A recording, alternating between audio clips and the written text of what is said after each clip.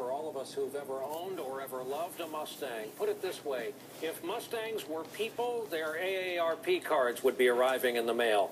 The great Ford nameplate turns 50 later this week, and so we thought tonight would be a great time to begin a new regular feature as our own Harry Smith travels the country telling American stories. Tonight, Mr. Smith goes to Mustang country.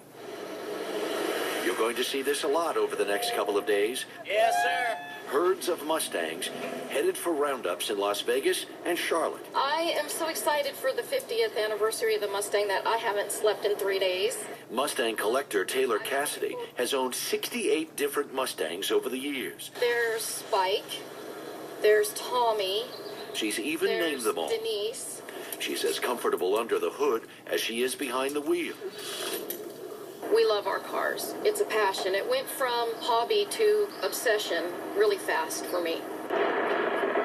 Mustang. America was obsessed with the Mustang from the moment Lee Iacocca introduced the car at the New York World's Fair in 1964.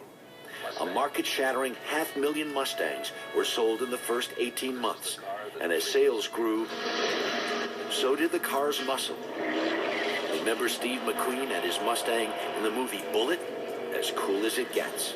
There are plenty of old Mustangs still on the road, but this one has a story. I just fell in love at first sight. It had my name written all over it. I was excited. Chicagoan Gail Weiss bought the first Mustang ever sold in America. I didn't realize what I had bought till I drove it out of the showroom.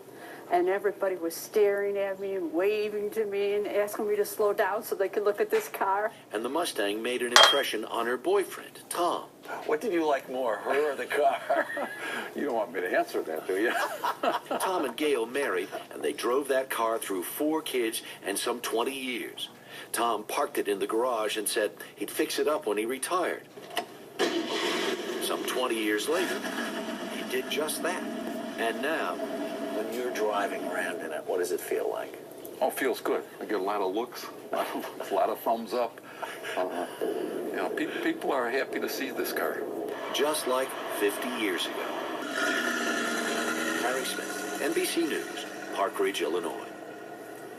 If you're a fellow Mustang owner, send us the pictures of yours. That's our broadcast on a Monday night as we start off a new week. Thank you for being here with us. I'm Brian Williams. We hope to see you right back here tomorrow evening. Good night.